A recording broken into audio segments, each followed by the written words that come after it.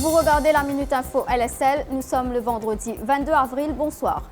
Le mannequin Homme Lombard, qui fait l'objet d'une accusation de trafic de drogue, reste en cellule policière. Les débats sur sa remise en liberté devaient avoir lieu ce matin, mais ils ont été renvoyés à lundi pour cause. Homme Lombard, qui est de nationalité française, n'a pas de résidence fixe. Warren Mouniyan, également arrêté dans cette affaire, a lui retrouvé la liberté contre 2 cautions de 20 000 et 200 000 roupies.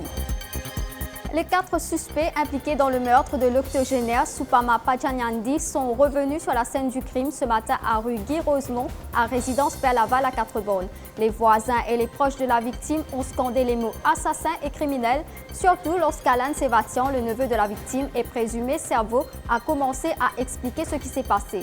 Yudhishthir Kirodor, 22 ans, Danish Douki, 20 ans et Viterisen Sabapati, 19 ans, ont relaté avec moult détails le vol qui a mal tourné dans la journée du vendredi 8 avril.